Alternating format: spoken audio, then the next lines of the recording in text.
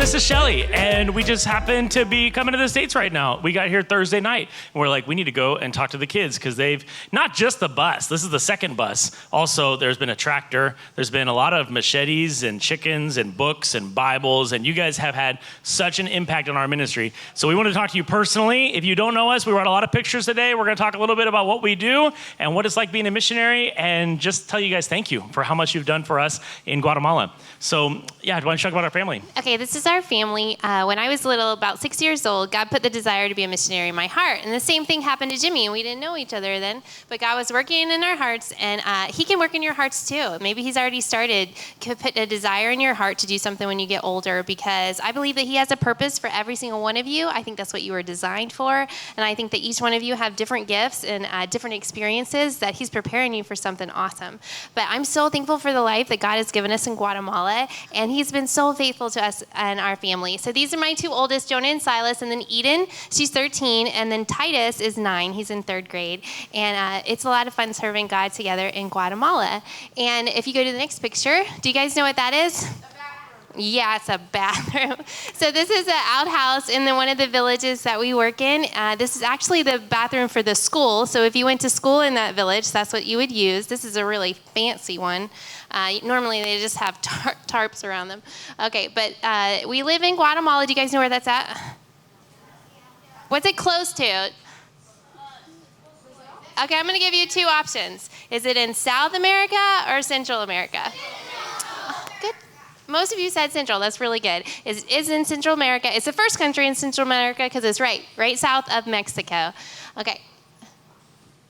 So, as a missionary... Wait, I'm sorry, I didn't tell you about this. Okay, so we work in, we have a school. We do a couple different things, but God has given us an opportunity to have a school. And these are my older kids. I wanted to show you because they're closer to your age, but they work every morning with us in the school. They tutor a lot of the kids that come to our school. They learn to read in Spanish, but the kids, a lot of them speak Kekchi, which is a Mayan language. And so they help those kids that are learning to read in their second language. Those kids are super, super smart. Can you guys imagine growing up speaking multiple languages? No.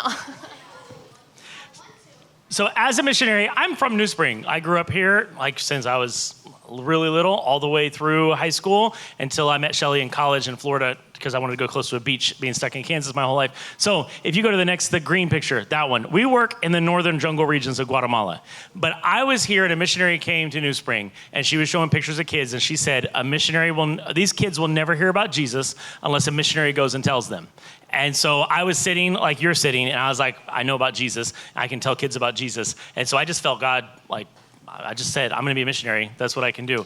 And so we wanted to go someplace nobody else was working. We wanted to go tell people who would never hear about Jesus unless a missionary went. So we work in Guatemala. That whole top green area is called Petén. And when we talk about Petén on the videos and talking, that's the area. It's about 1/3 of the country, but it is the jungle region. It's the part where nobody goes to. So if you go to the next picture, there's about 1,500 Kekchi villages where they have the leaves are their roofs, and they have boards, but you can see through into their houses, and there's no floors in their houses.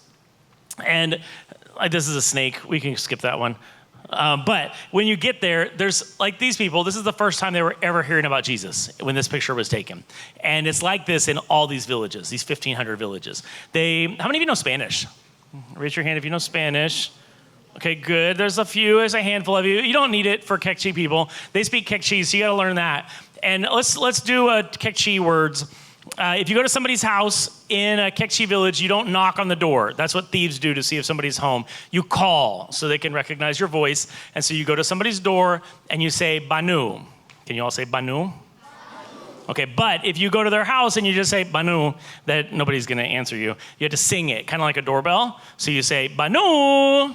Can you do that? Banu, there you go. And so then they're going to say Okan, which means means come in. And then you're going to say Chinumek. That's good. Yeah, you got to pop it from your throat, that Q at the end. So Chinumek. There you go. And if you can do that, you can get in the door. And if you get in the door, they're going to bring you something to drink. And almost all their drinks have chunky stuff floating in it, but it's fine. We have pills for that. But then you can get there and talk to people and start making friends. So if you know Banu and Chinumek, you can get into somebody's house. And we do all this so that we can tell people about Jesus. That's the whole goal of us being there. But 1,500 villages is too much for Shelley and I to pastor all by ourselves in our life to do it. And so we bought this big farm property. If you go to the one with that one, that's our property. When you talk about the KBI, Kekchi Bible Institute, we own everything in that red line.